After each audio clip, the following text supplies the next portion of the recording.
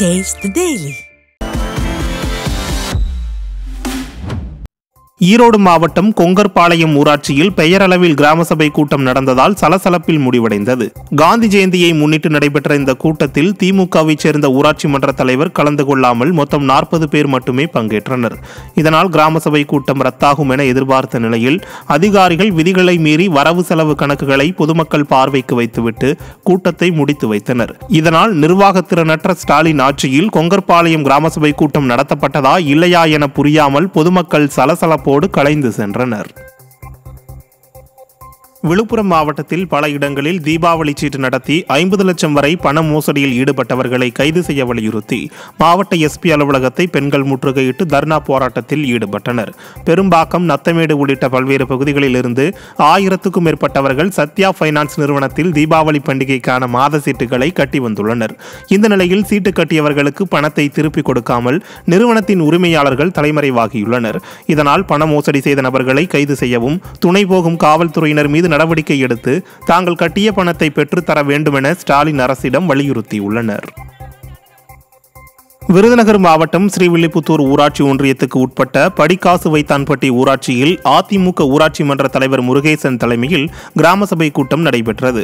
இந்த கூட்டத்தில் பொதுமக்களின் நிறை குறைகளை அதிமுக ஊராட்சி மன்ற தலைவர் முருகேசன் கேட்டறிந்தார். இதைத் தொடர்ந்து படிக்காசு வைத்தான்பட்டி ஊராட்சி வளர்ச்சி பணிகளுக்கான 17க்கும் மேற்பட்ட தீர்மானங்கள் நிறைவேற்றப்பட்டன. இந்த கிராம சபை கூட்டத்தில் தூய்மை பணியாளர்கள், 100 நாள் வேலை திட்டத்தின் கீழ் பணிபுரியும் பணித்தள பொறுப்பாளர்கள் உள்ளிட்டோருக்கு சால்வை அணிவித்து மரியாதை செலுத்தப்பட்டது. இந்த கிராம சபை கூட்டத்தில் அதிமுக ஊராட்சி மன்ற துணைத் தலைவர் ராமசாமி மற்றும் அனைத்து துறை அரசு அதிகாரிகள் பலர் பங்கேற்றனர். காஞ்சிபுரம் எடையார்பாக்கம் ஊராட்சியில் நடந்த கிராம சபை கூட்டத்தை புறக்கணித்த மக்களால் பரபரப்பு ஏற்பட்டது. ஸ்ரீபெரும்புதூர் அருகே எடையார்பாக்கம் ஊராட்சியில் ஆக்கிரமிப்புகளை அகற்ற தவறிய அதிகாரிகளை கண்டித்து கிராம சபை கூட்டத்தை புறக்கணித்து பொதுமக்கள் போராட்டத்தில் ஈடுபட்டனர்.